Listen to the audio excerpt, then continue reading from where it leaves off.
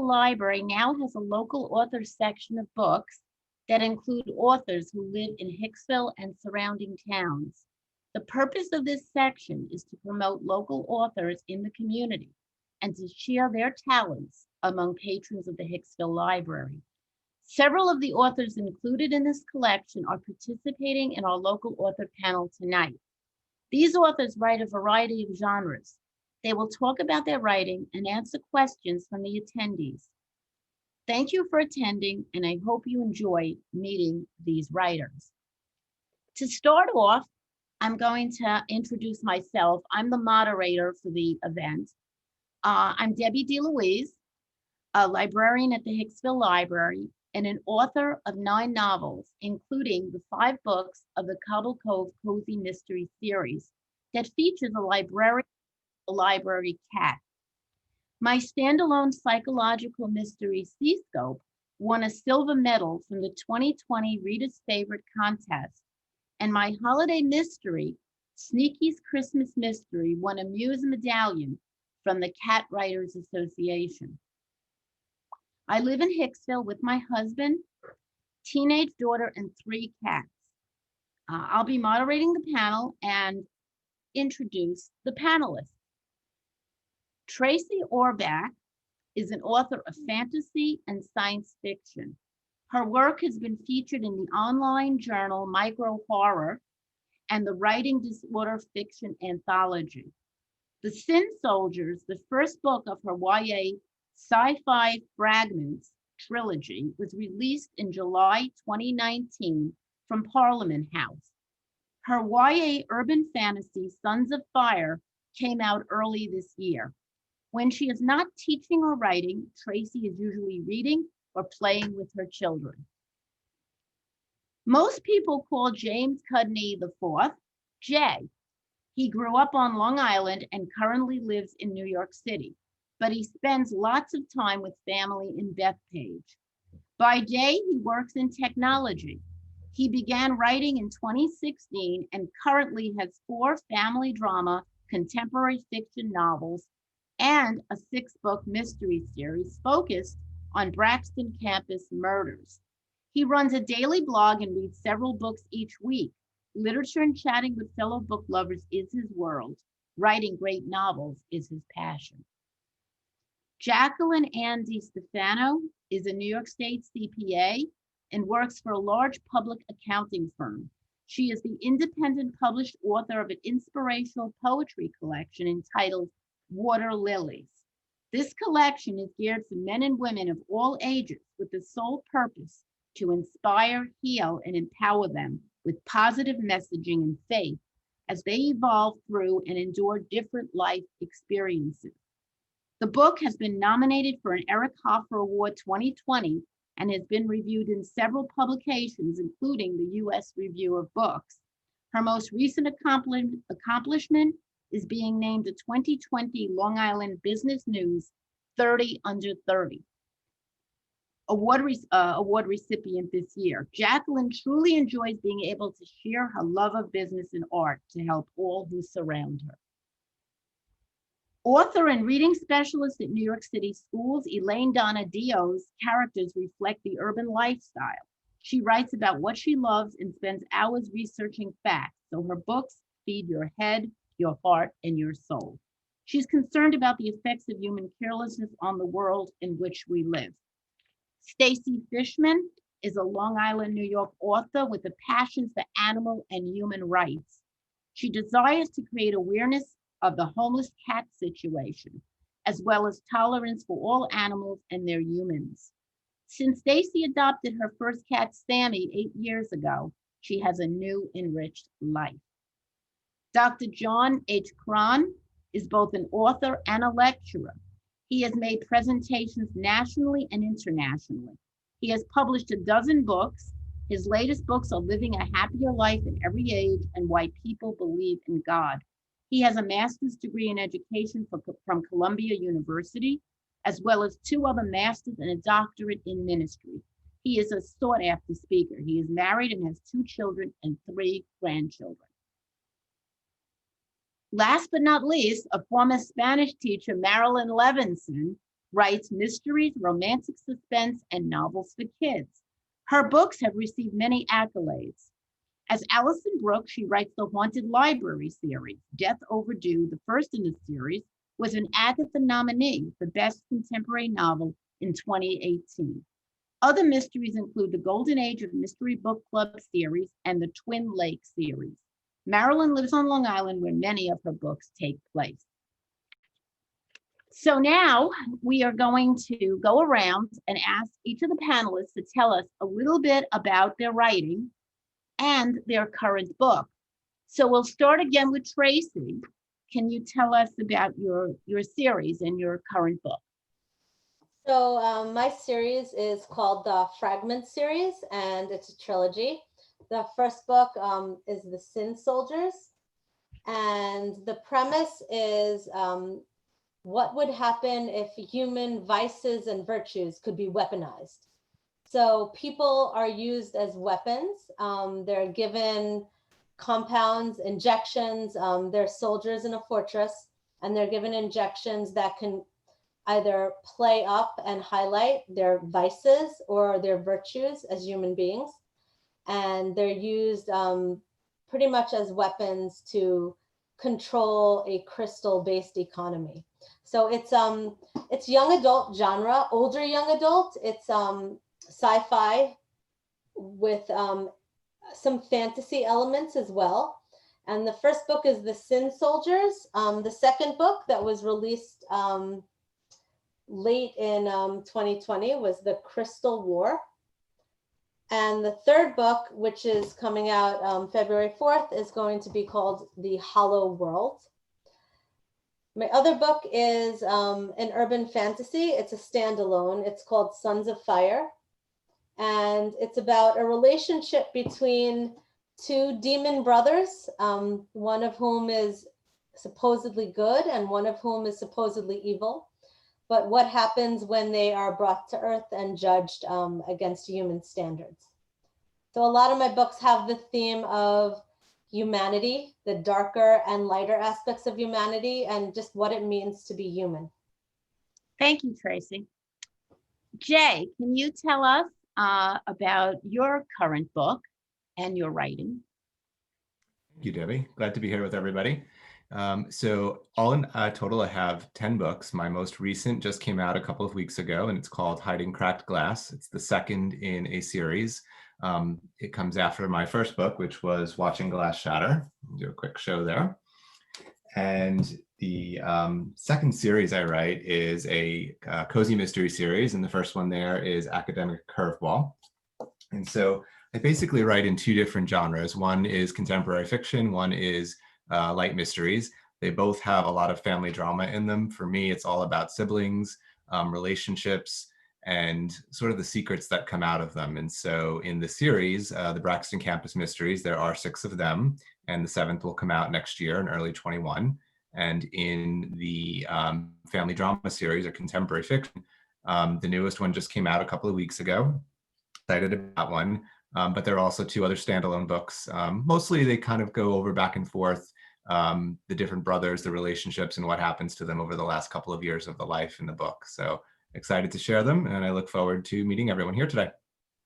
Thanks, Jay.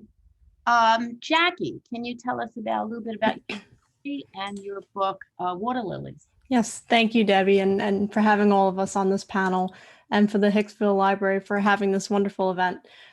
So my journey in writing Water Lilies definitely was a long one. It took about 10 years to be exact to take it from start to finish. And I began writing this book even before, right around, I think I was like 15 years old, I started writing it, even when I had no idea I was going to be writing a book.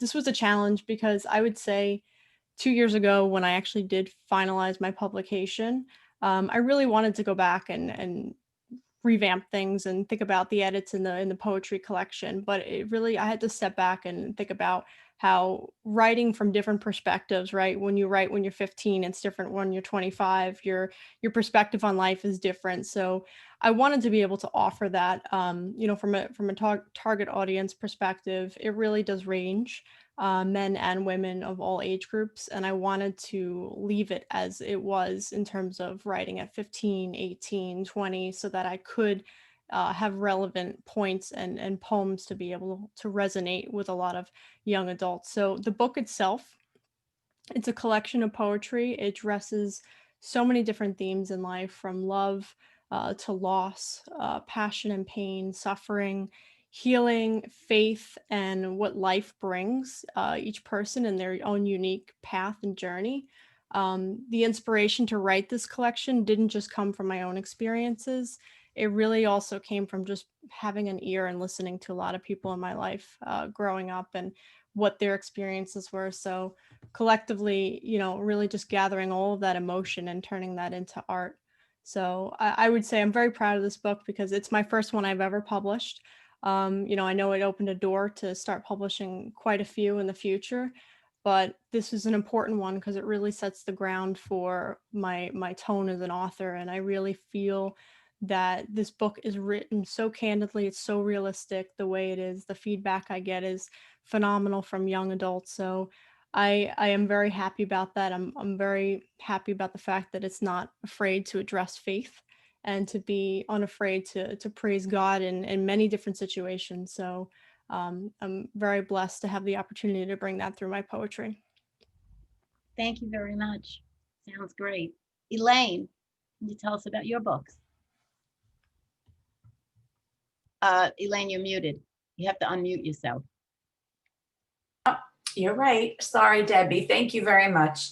I'm Elaine Donadio, and I worked as a reading specialist and an instructional specialist for teachers in New York City schools for many years. And I love learning. I always enjoyed learning, but I always felt that for the students, it very often became very boring for them to learn about science and social studies out of context, from a dry textbook. So I decided that I was going to include a lot of science and social studies facts and literacy models for poems, etc., in my books. So I have a series. It's called The Montgomery School Kids. So my first book is The Science Project. My Nestor is my main character. He's a goofy kid. And I gave him an adventure. This place takes place in New York City. And he needed friends with adventures. So that brought us to the next book in the series, The Ocean's Way, which takes place in South Florida. And here we have two girls as the main characters. Then my third book takes place in New Orleans, Hoodoo Voodoo. And then the last book of the series is March of the Blue Moon. And that one takes place in Alaska. Now, all of these kids go to school together. They're all friends. They live in the same neighborhood. So they all know each other. And what they have in common is that they all have self-esteem problems, family problems that are relatable for young readers. And they all want to be popular. So I also have my Ocean's Way Poetry Companion, 37 poems about oceans and ocean life with 37 photographs, all with science facts in the formula poems. And then my last book is not necessarily for middle grade students, it's for ages 12 to adult. This is based on my trip to the Peruvian rainforest, the non-rhyming poetic narrative. And I have photos that I had taken, I applied watercolor effects. As a matter of fact, the cover is one of the photos I had taken. And also, I'd just like to mention that in my story here, March of the Blue Moon, my chapter on it's Shapeshifters of the Shinolactop, just was accepted into an anthology on horror stories. So I'm very proud of that. So I am self-published, but this is the story from this book is the first one that's been published by a publisher instead of just by me. So thank you. Thanks, Elaine. You're welcome. Stacy, let's hear about the cats. I want to hear about the cats. Well, I'll have to talk about my inspiration. I've got some of them in the background there. One of them usually visits me, but she's not here. I don't know what, she must be busy with something else. Someone's having chicken, so she must love that. I got inspired to write my first book, Sammy's Tale. She's a female. It's her story of rescue. I don't usually like talking about, what happened when we got her, but my inspiration was a couple of things. I had a friend that was feeding cats outside, and I thought, well, I can do that. Maybe I'll feed a cat. I saw that black cat outside. I'll go feed this cat. The next thing I know, the cat's inside and I have allergies. So I'm also on allergy shots, but I'm dedicated. So I was also volunteering to work in a shelter, and I wanted to learn everything I could about cats and made sure they're on, have health insurance and everything else. And I was seeing people being mean to cats outside. And she had a pellet gun bullet we removed from her head. Someone had shot at her. People trap them. They don't know what people are feeding them, or they're feeding them not responsibly and they're not fixing them. So I wanted to do something, write something for the vets to have. And it started that way. And then I was told you have to educate the children. The adults are, maybe a waste of time. But also my book has some lovely, points in the back for animal rescue and pointers. So adults like this book as well. And it's really her story of rescue from her point of view. It's got my art is a little bit, basic in the language sometimes, but it talks about how she found her forever home from being outside cold and lonely and scared. And my inspiration is to help people understand, about cat rescue. It's a baby read to story. A lot of 3-year-olds love it, up to 4th grade reader level. But like I said, some adults can get it. In about a week's time, this is my next book. It's Bettina's story. It's her story of rescue as well. And she's really fun. She says, fun, I am. And she's a joy. She's very smart. She has her own tablet. She's very in tune. She was a kitten I saw outside as well. And I brought her in, and she's been amazing. She just, plays games, makes up games for the other cats. I have 3 in now. Next story will be Freddie. And also it's for children, but as the same, kind of pattern as Sammy. And I hope to inspire people to be kind to all animals and, cats, dogs, and understand when they need to be rescued, and inspire to increase the amount of cats that are getting rescued as well as dogs, and hope to reduce the numbers that are outside. So I hope that you'd enjoy the books, and that I'll be bringing this second one to the library very soon. I'm very excited. Thank you. Is my guy. Let me show you. He's sitting right here. I can't resist. Oh, okay, there he is. He wants to say hi. He's beautiful. Thank you. I always see his pictures. Okay, so John, can you tell us about your books? Yes, I'm a nonfiction writer, and my latest book is called Why People Believe in God, Personal Stories of Encountering God. And I interviewed 50 people from born in the United States, Central America, South America, Europe, and also an American Indian. And they share their stories of how they came to believe in God. And then another book that I just recently published is called Living a Happier Life at Every Age. And basically, as Abraham Lincoln said, people about as happy as they want to be. And that's one of the themes, being happy, choosing happiness, plus a lot of other things. But I thought I might like to take a little bit of time, because maybe the people that are looking in are writers or would-be writers. And I recently read that 2 out of every 3 people have had some thoughts that they like to write a book or publish a book in their lifetimes. And there's 2 ways of doing that. One is through a trade publisher. That means you've written well enough that they want to take a chance and publish your book, and they spend a lot of money to do that, with the hope that it will sell well and they'll make money. You make a little money also. And the other way is, if that doesn't work out, it's self-publishing. And there are hundreds of different outfits that are willing to do that. But I just want to say that these books that I just showed you were done by KDP, which is for free. So if you just go on Google and put down KDP, you can come up with that, and they do a pretty nice job. I mean, the cover is very professional for the books. And this is a good way to get started, to self-publish your book at no money out of your own pocket, a lot of work. And then they put them on Amazon, and about 100% of all books, whether they're done by, written by a well-known writer, okay, or me, they're all on Amazon. Thanks, John. Okay, so Marilyn, tell us about the Haunted Library series, your other writing. Okay. I just counted them, 16 books. They were traditionally published, except for one that I published myself because the publisher was not paying me money. So I figured I'd write the next book. I published the next one myself. As Allison Brooke, that's my pseudonym, I write the Haunted Library series, and it's published by Crooked Lane. Checked Out for Murder came out in October. This is the 4th book. One comes out every year. The first one, Death Overdue, was up for an Agatha, which is a very big honor. My series is a lot of fun. I've gotten a lot of wonderful responses from readers. I'm on Facebook a lot, and people tell me how much they love my books.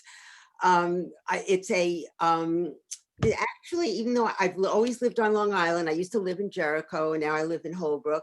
The library was really based on a town in Connecticut where I once had a summer home for years. And there is a library ghost, and there's a library cat. And my sleuth is in charge of programs and events. So new people come into the library, but of course she has friends. And Checked Out for Murder is the last one that came out in October.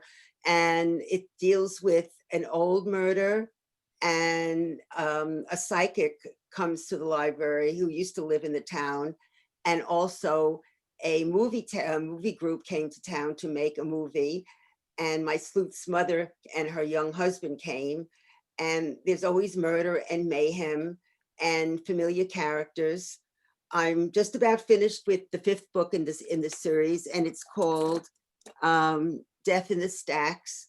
They never picked the titles that I've chosen, but except for the first one. I also, one of my children's books, Rufus and Magic Run Amok, was a children's choice. I wrote a sequel to it, and the publisher went kaput, so I'm trying to get that published again, which I probably will. And then I plan to finish the 3rd book in the series. And so I just keep writing. That's what I do. Thank you, Marilyn. We have a lot in common in that in my Cobble Cove series, there's a librarian who's the main character, and there's a library cat, Right. Sneaky. And the 5th book of my series came out in October. It's No Gravestone Unturned. It's a Halloween mystery. And as I said, it's the 5th book of the series. It's published by Solstice Publishing, who's published my whole series. And I do write standalones as well as the cozy mysteries. Prior to that, over the summer, I wrote Memory Makers. Whoops, I don't know if you can see the cover.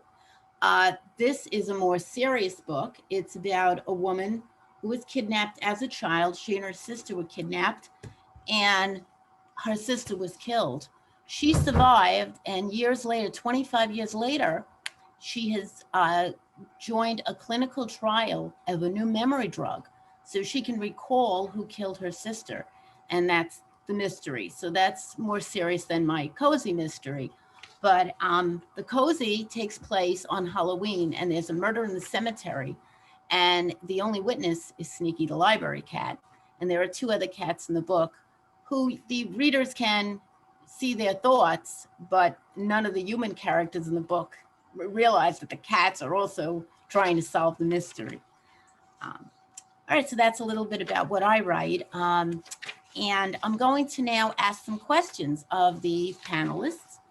What I did was, because some of you write similar books, I decided to ask different topics.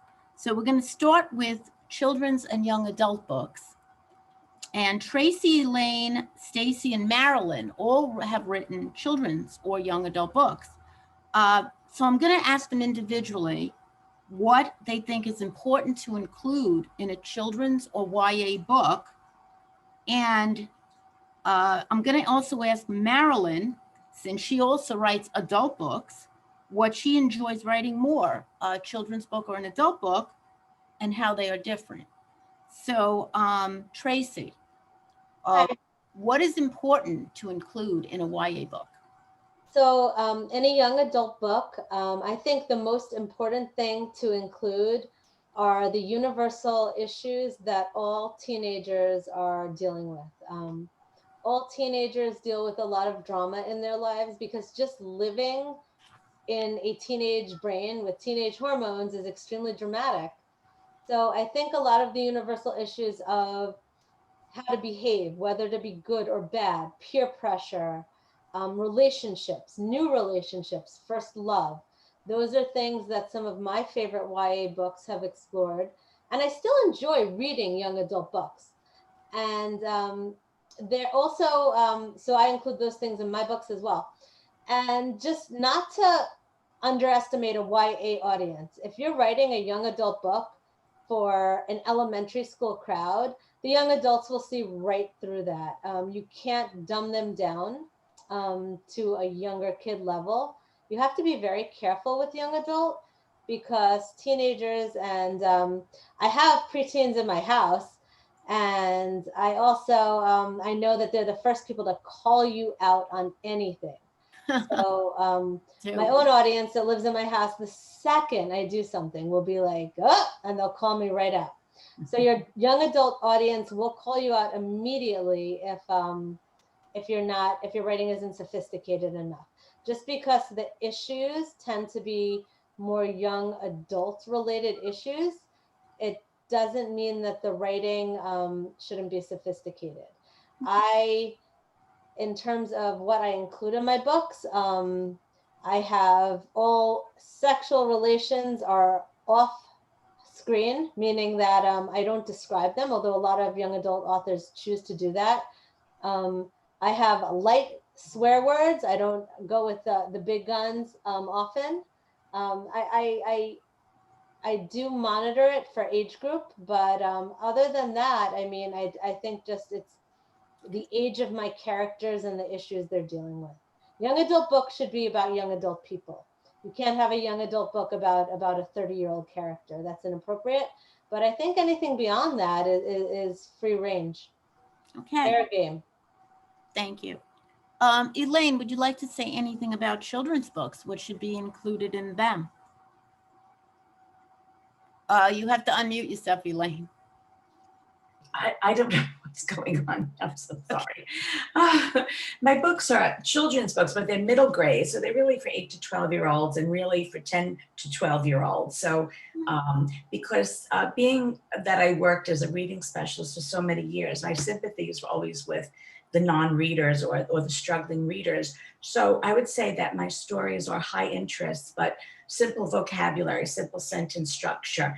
But I have a lot of social issues too, as as Tracy mentioned too, not the same, we're not talking about sexual experiences, of course, with that age group, but that we have an alcoholic mother, a father who died in the Marines in Afghanistan, a father who went to make his fortune in Alaska, and now they haven't heard from him in 4 months.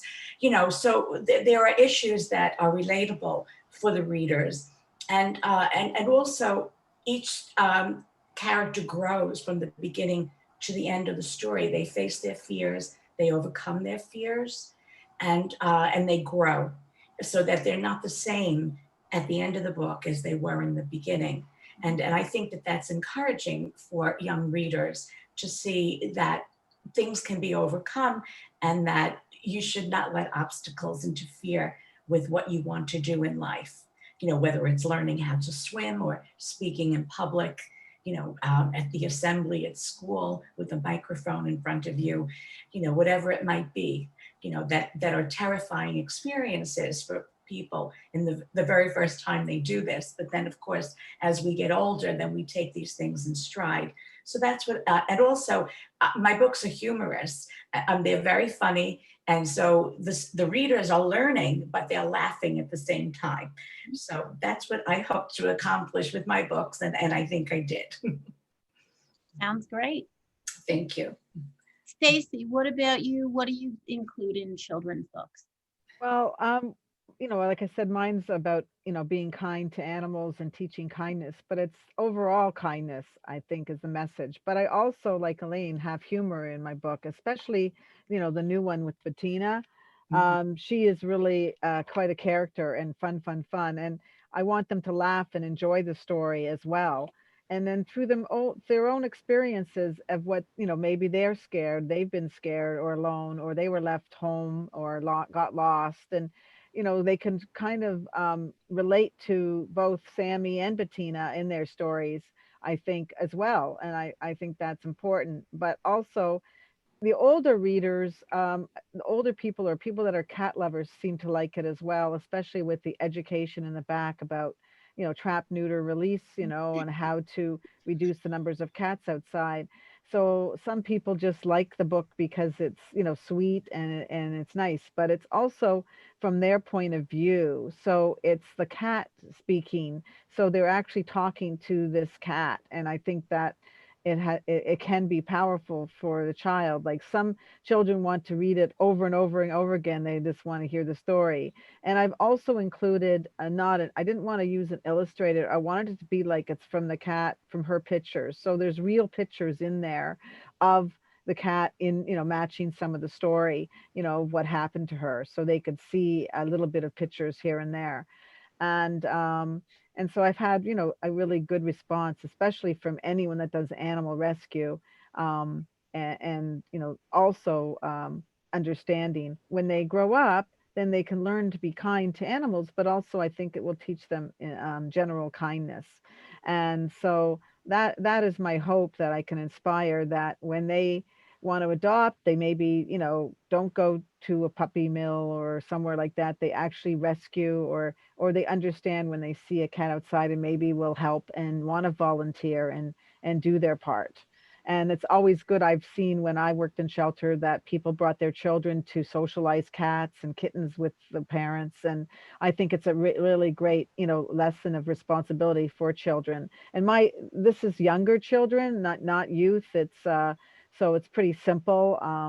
And, you know, I just hope, you know, anyone else wants to get the book. It's also on Amazon, but definitely, you know, it's in the library, and it's a really great read. And I think that it's something that can be enjoyed, especially at this time of year as well, with what we're going through.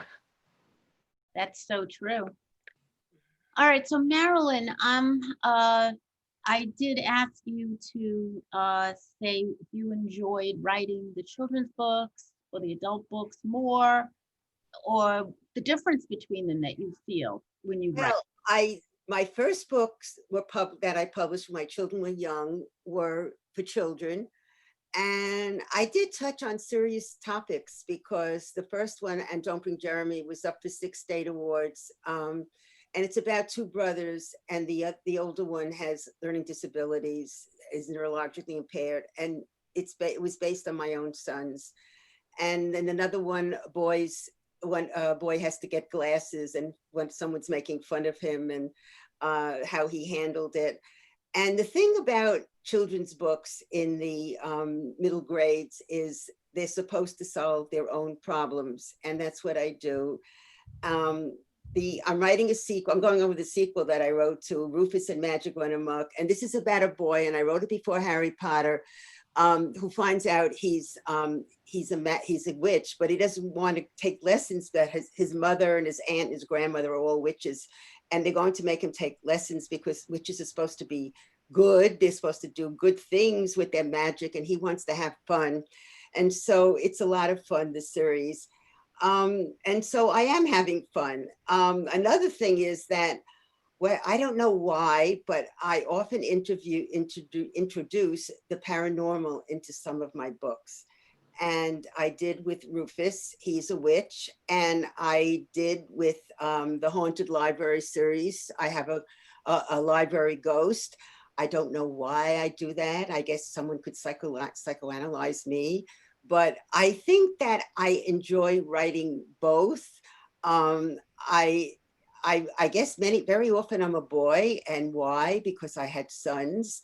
But I think that it's fun to write as a child. It brings out the child in you. I love writing mysteries because you can murder people, and you have a little town, and you have all these characters that appear again and again. And it's just like listening to different kinds of music. You know, you may want to listen to classical music one day, and then something more upbeat or faster another day. I just enjoy them both. So that has to be my answer. Okay, thank you. All right, I'm going to continue to ask questions, but I just want to remind everyone, try to keep your answers. We're trying to save room at the end for questions from the audience. So you don't have to go into a lot of detail on the answers. I'm going to address the next group of questions to James and Marilyn, and also I'm going to chime in a little bit. It's regarding cozy mysteries. What do you think is important to include a feature in a cozy mystery? And what do you like about writing that? So we'll start with Jay. I think some of the important tenets that you want to include, the concept of a small town tends to be pretty predominant in it. It doesn't always have to be, but I think if you're looking to escape to that cozy feel, that's a good thing you want to include. The other part, there's some kind of guidelines that you follow where the murder generally happens off screen. You don't want that to happen in the middle of a chapter. You find out, at the end, but you're not watching it happen or reading about it happen. You're also pretty light on some of the language or the sexual content. You make sure that you're really more just kind of covering the story and the characters themselves and not going too risque on anything. And I kind of like writing that way. My other books are different than that, but when I stay with the lighter mystery side, it makes it fun.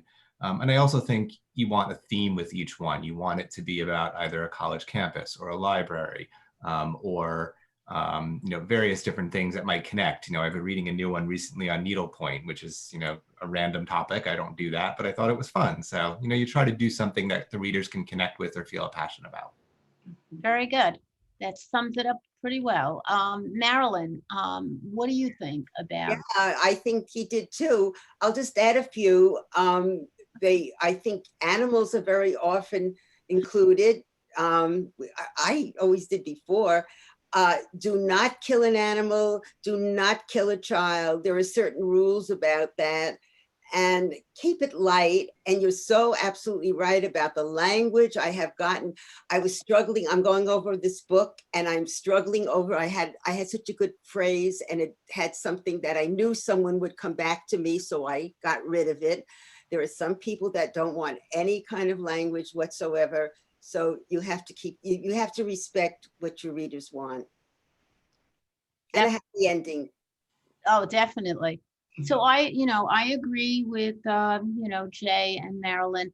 It's a lot in cozy mysteries. They usually take place in a small town. Pets are a plus. I have both cats and dogs in my cozy mystery series. Also, a lot of authors write cooking cozies with different recipes, and those are very popular. And it's important to have characters who readers can relate to. Characters are very important in cozy mystery. You follow them from book to book, and they grow and change. And but usually it's just kind of books that you want to sit down and relax with. They're a little fun. I mean, there's a murder in them, but they're just not as serious as other types of books. So, all right, so we'll go on to nonfiction, and we'll speak to Jackie and John. Jackie, what do you think is important to include a feature in your poetry, and what do you hope readers will get out of it? Yeah, so I would say, similar to what Tracy had mentioned before, people can quickly detect when you don't have a genuine tone as an author, especially in certain genres, and especially with certain type of target audiences that normally pick up that type of book.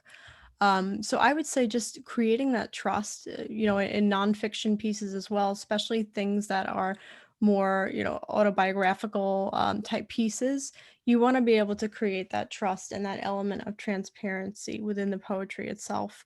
And it's just so important to be authentic and true to yourself. People can smell a mile away when you're not being yourself, and really just allowing yourself to be open and think about creative ways to describe situations. I like to use a lot of forms of sensory imagery, but I don't use it in the ways people would often expect. I kind of sometimes I'll manipulate the usage of them and use colors to describe moments and smells to describe feelings, and it's odd, but yet I've seen it work so many ways, and it almost like it resonates with people and it kind of sticks in the back of their memory. Whatever points you're trying to drive home, sometimes it actually works in kind of using that type of language, especially in nonfiction poetry as well. I would just say putting yourself in people's shoes, right? Thinking about what's something that they might need to hear or want to hear. And a lot of times the things that I've written, it would just be an accumulation of listening to friends chat and having my ears open and really hearing what emotions they were going through while they were describing a particular experience to me. So um, don't constrict yourself. If you're okay with having an open form, if you're doing poetry as that's your style, don't confine yourself to a particular syntax, structure, rhyme, or rhythm. I feel like sometimes that can really limit your expression and restrict yourself from being able to get certain points across. So be open-minded with the writing and be true to yourself. That's great advice. Thank you. Thank you. Dawn, so what do you think, wait a second.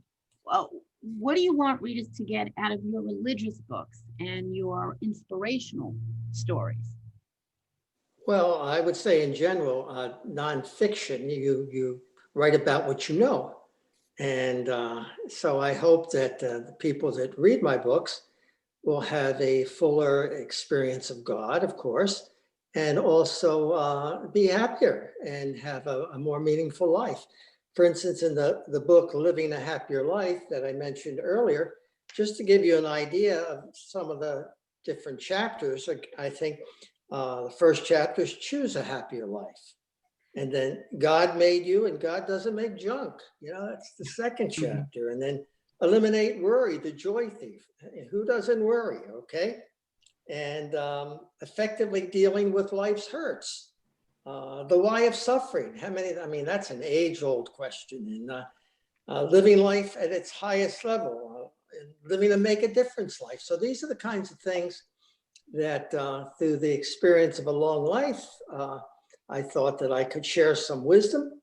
And the book has been very well received and has been life-changing for any number of people.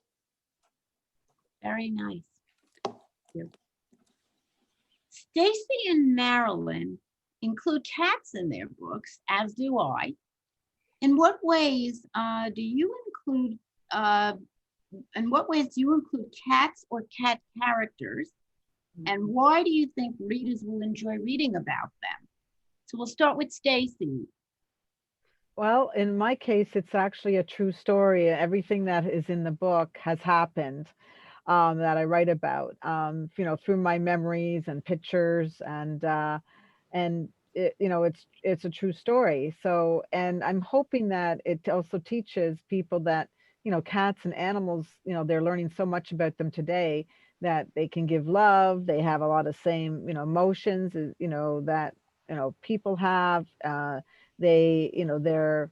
Their expressions, there's a whole bunch of things that they can really add to people's lives and you can relate to. And I wanted to also, show that they're just, not walking around mindlessly, but they have loves and wants and personalities. And so I'm hoping to, bring that out, across that. And also for other people, when they see those experiences from Bettina and Sammy, maybe they can, enlighten their own pets' lives through the experiences that they have done. For example, Bettina has a tablet. Dogs and cats really do enjoy using their brains more and using, tablets and other things to keep them, entertained and keep their mind going. And, TV and all kinds of things. So I'm hoping those ideas, can be passed on. Very good. Marilyn, tell us about Smokey Joe. Yeah, well, Smokey Joe was a stray. It was funny. I was going to put him in my second book, and my editor said, "Why don't you put a cat in your book?" And so he traveled from, my sleuth lives in a cottage, and he came over from the farm, and he wanted something to eat. He was half grown. He's gray and has a bushy tail. And he jumped in the car, and she ended up taking him to the library, and he just became the library cat because she didn't want to leave him in the parking lot, of course. Well, he was just a very unusual cat, and he really likes people, and he likes being with the patrons of the library. And in the second book, Read and Gone, he helps find something that everyone is looking for. That's something that was hidden in the library. And he's really a fun element. And this is how I view my library ghost in the same way. She's another element, another dimension of the story. In cozies, I've been told my cozies are more, seem to have more than many ordinary, most cozies. I often include social elements. I include different relationships with people. And I think animals are part of our lives, or they should be. Definitely. And like you, I have a cat character, library cat also, Sneaky the library cat in my Cobble Cove series. And Sneaky does help solve the mysteries or help point to clues anyway. The beginning of the series, the first couple of books, actually the first 4 books in the series, Sneaky did help with clues, but you couldn't really know what he was thinking. But then I started changing that, and the reader can now see his thoughts and see how he is helping with the mystery. But I think pets in general do add to all types of books, and they do provide comic relief. Cats are funny, really. If you own a cat, I know not everyone's a cat lover, but if you've owned a cat, you'll see they have distinct personalities and they do funny things. And I think people enjoy reading about pets. They just, like Marilyn said, they're part of our lives. So they do enrich books, I really think. Even if they don't play a major role in the book, they still enrich the book. So now that's basically all the questions I had for everybody, but I do want to ask one last question before we take audience questions. So just briefly, I'm going to go around again. Tell us what's coming for you next, what you have coming up. And if you want to share your website, you can also do that. So we'll go back to Tracy. She tells us what's coming up and her website. First of all, anyone who wrote about cats now has a new fan because my son Sean is obsessed with them. So he was like, what, cat? We're talking about cats? He came right down. And we have a dog, but he's pressing for a cat as well. So we're going to come by Hicksville and get every cat book that is there now. So the last book in my Fragment series, which has been, well, years in the making, 5 years since I wrote, got my agent, got my publisher, put out the first, put out the second. So the final book in my Fragment series, The Hollow World, will be coming out February 4th, 2021. And I'm really looking forward to it. So that's exciting and coming up. Thank you. Thank you. Jay, how about you? So my most recent was Hiding Cracked Glass, which was a couple of weeks ago. And then the next book in the mystery series will be in probably March or April. And I'm revealing the title next week on my author website, which you can find at my name, which is jamesjcudney.com. And then the big thing I'm excited about for 2021 is a co-written book with another author that I've known for a couple of years called Weathering Old Souls. And it is a contemporary fiction / historical fiction because a woman explores her past lives and finds kind of odd connections to her current life. And there's a serial killer and romance, a little bit of every drama at that point. So I'm excited to share that one. That sounds very interesting, Jim. Jackie, what do you have in the works? Yes, so I would say right now my current focus is remaining in sharing what my current book has to offer. I am running an inspirational faith-based poetry Instagram and Facebook page. I'm actively looking to grow right now. But on the side, as far as, publishing another nonfiction book, I know that I am actually working on something right now. I'm hoping to release next year. I don't have a title for it yet. I'm still trying to figure that one out, but really just has to do with how we each individually have a part within ourselves that really wholly belongs to God. And no matter what we do and what we try and fill it with, there's just always this part within our being that can't be satisfied without his presence. So however I choose to take that route, whether it's poetry, I know it's going to be a nonfiction style, but really just kind of thinking about when I'm going to get it out there, probably I would say within a year. So I'm excited to get that released soon. And thank you for having me and all of us. This was a wonderful session. Oh, you're very welcome. Elaine, what's going on with you?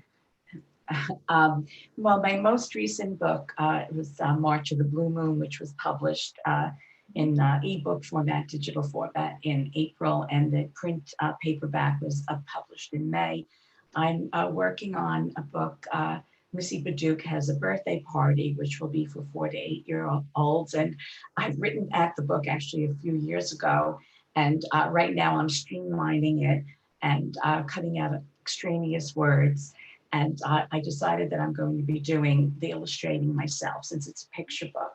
So that's not my forte, but I've taken some art classes and whatever, and digital art. And so I'm learning to do things that, that I haven't really been that comfortable with, but I found out that I'm better at it than I thought I was. So that's my new thing. Very nice. Good luck with that. Thank you. Stacie, you've already told us a little bit about Bettina. If you want to say anything else. Yes, I just wanted to say my website, sammystale.com, is also in the chat. And, a couple of things, especially to Tracy's son, I'll be happy to help you with adoption. I always say get a year-old cat so you know the personality. Sometimes kittens, everyone wants kittens, but those 7 to 9 months or year-old cats are always wanting to get loved. But like I said, my book is coming out very shortly, Bettina's Tale, and will be in the library. As soon as it's out, I'm ordering 1 copy for the library. And she's really, really fun, and kids will really like and enjoy her as well. And I want to thank you for including me as well. This has been really special, and thank you for the opportunity. And I always enjoy seeing Debbie at the library and all the great things that they're doing at the Hicksville Library. So thank you. Thank you, Stacie. It's very nice. John, what are you working on? Well, there's 2 things that an author has to do to be successful. One is to write a good book. And the second thing is to get the word out so that people can benefit from the writing and enjoy it. So I'm very much involved with my latest book, getting the word out and publicizing it and the like. And so that's kind of fun. And Jackie, I just was very interested in what you had to say. And my latest book, I think, dovetails with some of your writing because it's why people believe in God, personal stories of encountering God. Some are absolutely amazing stories that these people have had in encountering God. So that's kind of what I'm about. I'm about getting the word out on my books. I don't have a website, but I do have an author's page on Amazon. So I think if you want to read more about me and read the books, you can even read the first 20 pages for free with that, or you can get the books at the Hicksville Library and read the whole thing for free. Thank you, John. Oh, and by the way, I have a chapter in John's book, so you get it. Oh, that's right. So That's right. That alone made it a bestseller. Thank you, Debbie. Yeah. Marilyn, you said another haunted library is coming out, I believe. Yes. The Checked Out for Murder came out in September, and I guess next September will be Death on the Shelf. And I'm going over it right now. There's a lot of love, romance in this one, because this is what I love about series, that the characters develop and grow, and it's so much fun to write about them. And And I may be calling Stacy because my Sammy died in June. And I'm always so happy when I get to see, well, her cat. And I do miss Sammy. I do have Smokey Joe, but it's not quite the same. And I will be sending this second book of my Rufus series to my agent for, that she'll probably do something with it. And I think I'm going to go back to maybe writing a few short stories. And because, writers never retire. My website is www.marilynlevinson.com. I have a newsletter if you're interested. And thank you so much, Debbie. This has been wonderful. You were a very good leader. It was a pleasure to have you, Marilyn. And Marilyn, if Debbie can give you my contact information if you want to chat. I do like kittens. I know. Because I'm so, they're closer to death. It's a silly thing to think, but I know. So also I have a book that should be coming out hopefully in December. I'm working with an editor on my first nonfiction book, Pet Posts, the Cat Chats. And this book is based on some of the blog posts that I have on my Sneaky the Library Cat blog. It's I have my cats. It's from their points of view, Harry and Hermione, but also two of my previous cats who are on Rainbow Bridge right now. But they had written a column like 20 years ago. And these articles are being put into a book. They're about various feline health issues, because I had a cat with diabetes and other problems, and also behavioral issues and just fun things that cats talk about. It's from the cat's point of view, but I think people might enjoy it. It's the first time I'm publishing with an editor. It's being self-published, but my other books are with two other publishers, so I'm just trying this. And I'm working on articles. I'm doing a writing workshop for Long Island University in January, so I'm really excited about that. It'll be a Zoom presentation also. So, I get a lot of things in the works. I could say that. At the library, so. But thank you all for coming. Are there any questions from the audience? And I did have a question in the chat. Yeah. From Jackie. This is a question for John and Jackie.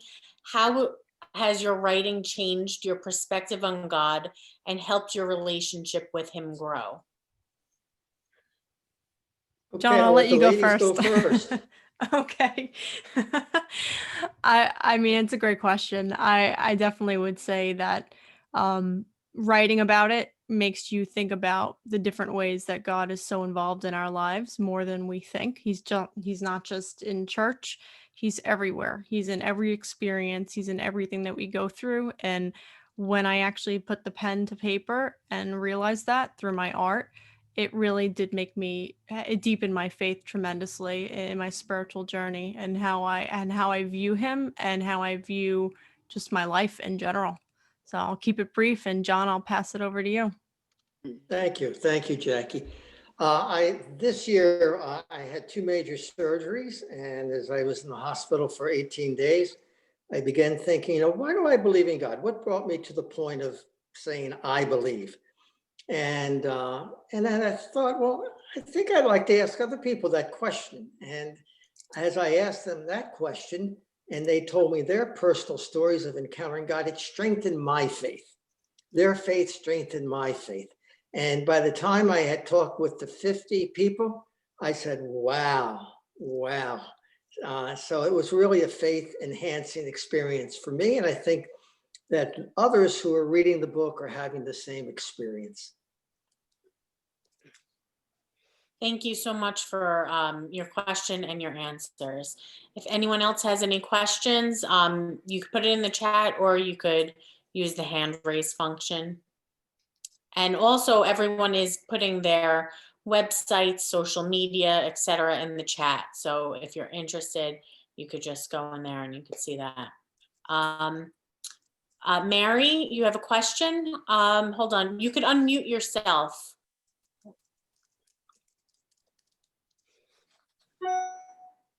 Did that? No, I just wanted to say this was a great experience. I really enjoyed it. Thank you. Oh, thank you so much. Thanks for coming. Yes, thank all the panelists for coming. It's been very interesting. And thank everyone for attending. Any other questions? If not, We have, Someone asked about local writers groups in the chat. Are there any Yeah, writers groups local? There are, and that's why I was asking Jacqueline what kind of writing she does. But she never answered me.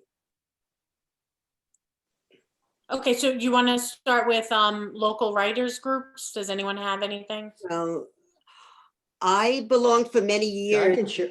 to the Romance Writers of America, and they're a wonderful group. Then I started chapters of Sisters in Crime, but it just did not survive. But I don't really know of other. Debbie, you know of a lot of groups. well, again, we're in Sisters in Crime, but there really isn't a local chapter right now of that group. But the Long Island Authors Group I belong to, that's kind of been in flux right now. With the pandemic, it's been hard, and I believe they're having Zoom meetings. I work Wednesday nights, so I can't Right. do those, but there are some local groups. The Yeah, I'm part of the Long Island Authors Group as well. And just go on Google, Long Island Authors Group, look at their website. And if it meets your needs, I think you would find a lot of interesting people on that group. Well, at the library, we have a group, a writing workshop. Right now, it's not taking place because it was in person only. But I mean, if there's interest, maybe we'll do something virtually. Yeah, and also for anyone who is interested maybe in writing, I don't know if you're familiar, but November is NaNoWriMo, and Yeah. there's a website that does help you with, fostering your creativity and finding your voice. So there's a website, and they usually will have local events, but again, this year is a bit different. Right. I also belong to SCBWI, I know, just which thinking of is the Society of Children's Books Writers and Illustrators. It is. And that covers everything from picture books through young adult. I want the cat.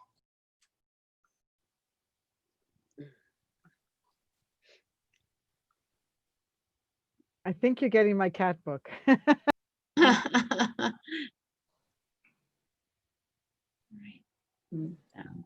Okay, so did we miss anything? Any other questions? Thank you everyone for your comments and everything.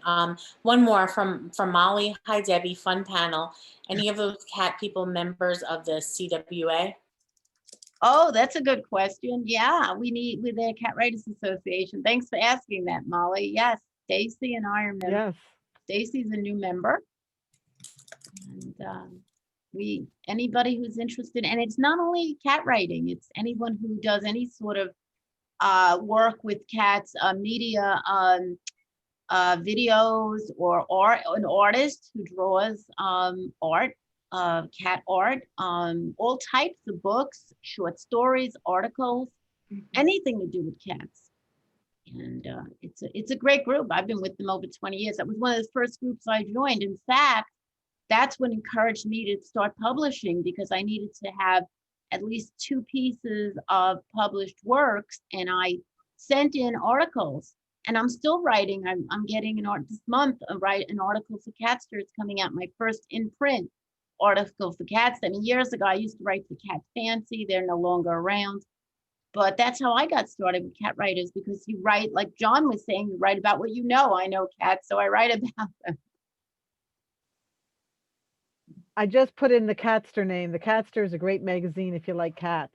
It's wonderful. It's coming out the end of November, because my article's in the January-February issue. So, oh, wow. Okay, very nice. Cat supplies, but it's a big spread. I've seen it already. And we get it at the library too, by the way.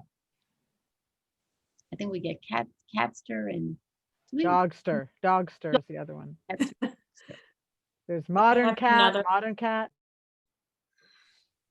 We have another question in the chat from Matthew. Hey, Elaine, what's the plan for your next book? Well, as I think I mentioned before, that I had written my Missy Baduke book a few years ago, and I'm streamlining it now. I tend to be very wordy. And so now the newer thing that I understand in picture books is that they want it to be closer to 400 words rather than 800 or even 1,200 words. So I was up around 1,200, and I think I've got it, down to about 900 now. So I'm still working on that. And then, as I said, I'm going to concentrate on illustrations to improve my art so that I can illustrate my own book. Now, as far as the series, I'm not sure what I would do, like where I would bring my characters. I don't have a vision right now, so I'm going to have to work on that. And I think it may just come to me as it does, just out of the blue sometimes. It actually, there were about 4 years between book 4 and book 3, only because I couldn't get the answer, to a situation. For instance, I had mentioned that one of the characters' fathers, Nestor's father, went to Alaska to make his fortune, and then they didn't hear from him for 4 months. He was gone about 1.5 years. But I couldn't think about how to explain why he didn't get in touch with them. And I didn't want something like amnesia, I got hit on the head and I didn't remember anything. And I couldn't think of anything that made sense. So finally, I don't know, I think I woke up in the middle of the night and it just hit me. He didn't get in touch because he was ashamed of himself and because he failed. And that resonated with me, and as soon as I had that idea, then I was able to write the book. It all came out. So I'm still waiting for an inspiration for book 5 in the series. Thank you for the question.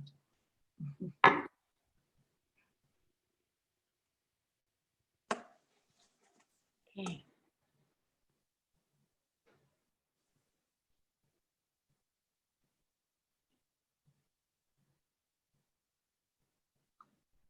Okay, there was just one more comment. Jackie said, if anyone has been traditionally published, would be curious to hear more about the process offline. Well, I have. I have as well. Okay, do you want to talk about that briefly? Well, I may, if you don't mind. Sure. You have to find, of course, a publisher that is interested in your genre, which you're publishing. And then you submit, oftentimes you just submit a chapter. Each publisher has guidelines as to what they want to see initially. And if they like what they see initially, then they will ask you to send more. And if they're interested in your book, and basically it gets down to the point, if they think that it's something that they can make money on because they're in business, then you negotiate a contract with them so that as your books are sold, you get a percentage of the what the book sells for. And most of them don't want you to be a one-hit wonder. They actually would like to know what's your second and third book, if you have an idea for that, because they figure if you're successful in your first book, people are going to want to buy your second and your third book. So that's there's all kinds of different things, but it's tough. It's really tough to be published by a traditional publisher. So I John, I have a quick paper my question. office in rejection notes, So John, I just a can- quick I can question, do and that, but- I guess for anyone Yeah. that has been traditionally published, are you represented by like a literary agent, or is this your own personal network connections? I guess a lot of times they don't take unsolicited submissions. So what is the process to get your foot in the door? I'm represented by an agent, and it is Okay. so much. It's harder to get an agent. It really, you have to be lucky to get an agent, and they get results more quickly. But Right. not always, not always. It's a very, very, very tough market. For example, the cozies, I mean, Debbie knows, I mean, every week, how many come out, and these are published by 18, 20. I mean, it's quite amazing how many come out each week we're talking about. Yeah. And that's not even including the self-published. And it's very hard. And then like one company will buy all these books, and then how can they support them all? They don't all do well. Mhm. And so, you know, and then it's really difficult. But if you get an agent, it's a little easier. I agree. I could also speak to that. I agree with Marilyn. Getting an agent for me was more difficult than getting a publisher, because once I had an agent, I think, as Marilyn was saying, that he can get into a lot of submission sites that unagented authors cannot get into. Right. There are a lot of publishers that only accept agented submissions, and the publishers that accept unagented submissions tend to be smaller publishers, but that's not always the case.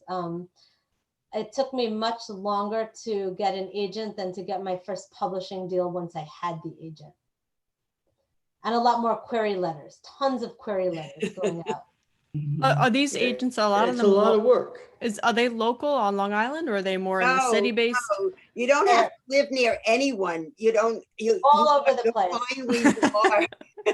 I had a feeling. I once had a very good agent in Manhattan, and every time I had to call her, I was so nervous.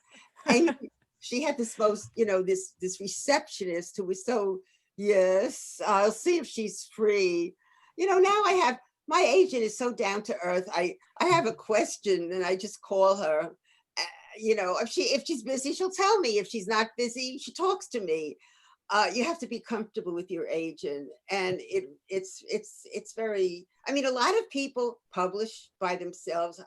You know, they do their own thing. It just takes a lot more out of you, really. And the other thing about agents, and Tracy, I'm sure you know this, that they have a very small niche. Like, for example, you know, like my agent, you know, well, she is repping two children's books now, but I have someone else, you know, to do my children's books. You know, it's like, just because she's an agent does not mean anything. She knows this, she has this area, and she knows these people, and that's agents how can help you. And if your book doesn't fit in there, you know. They have niches, and they also have editors with whom they're friendly.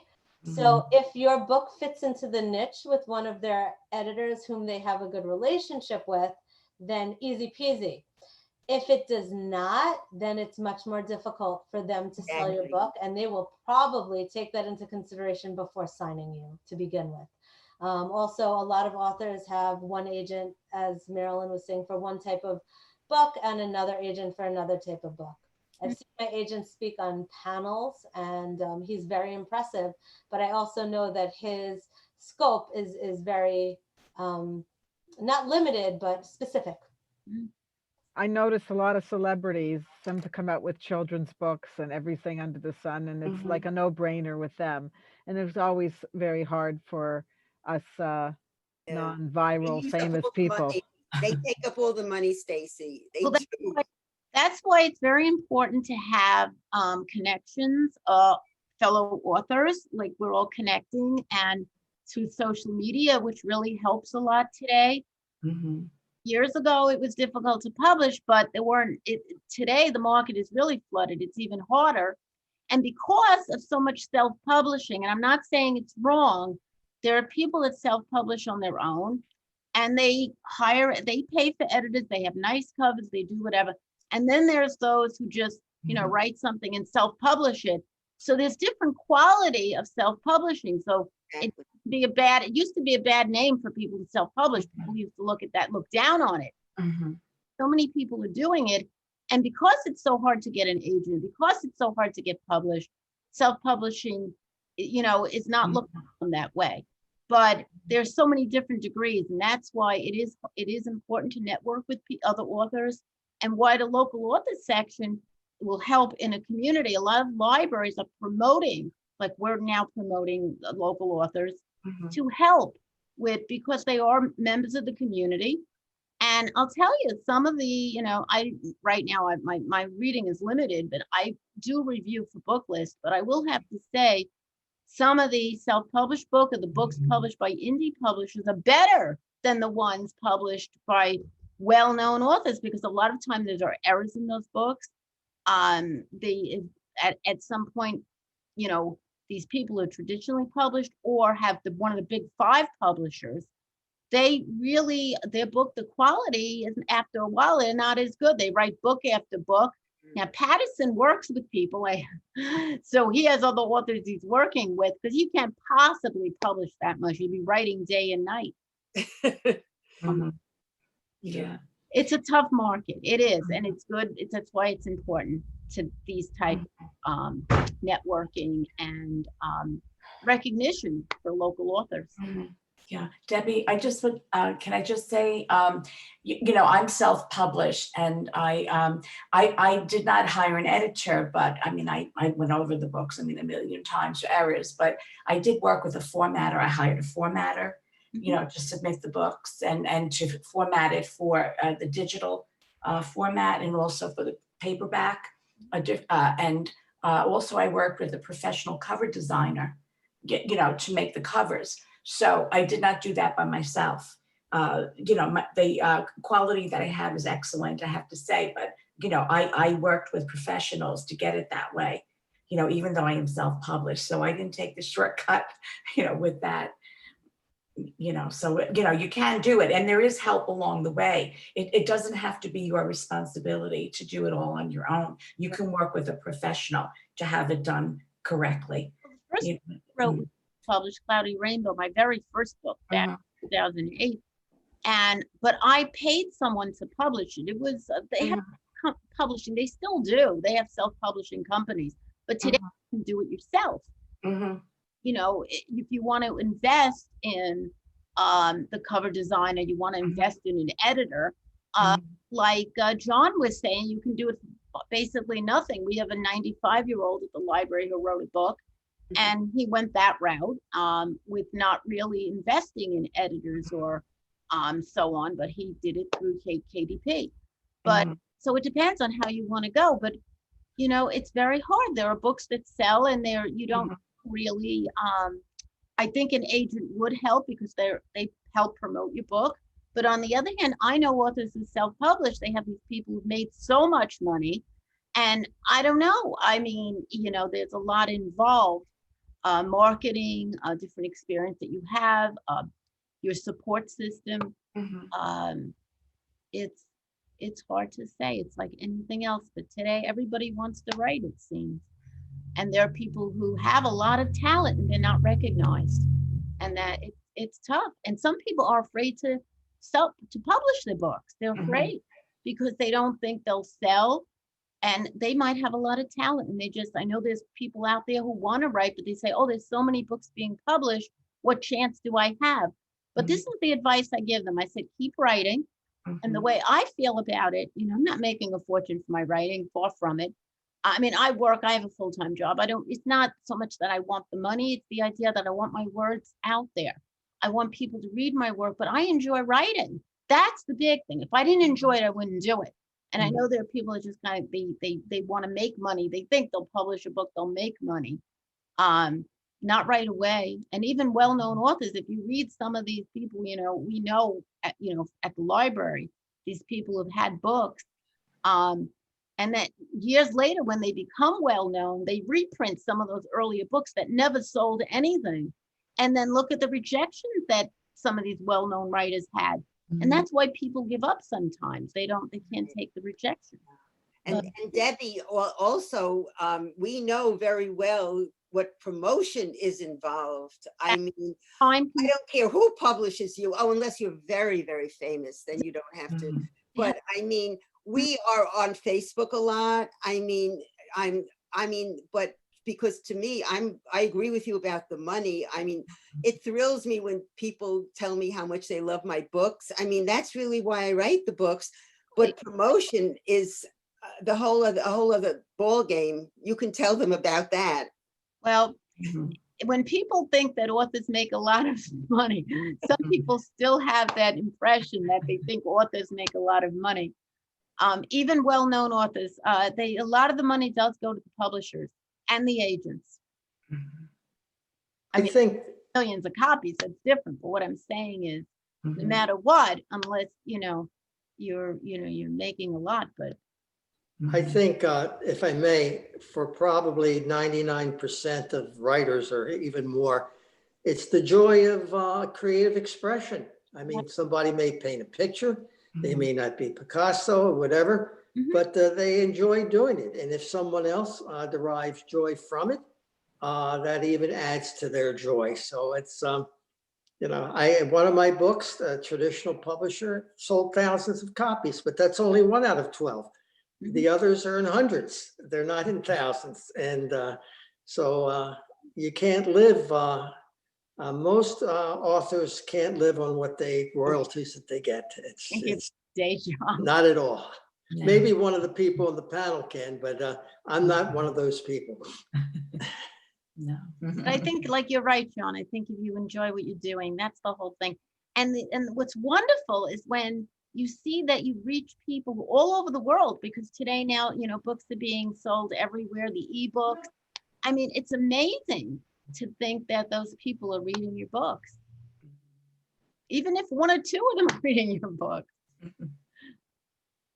Right. Over in Japan or somebody. All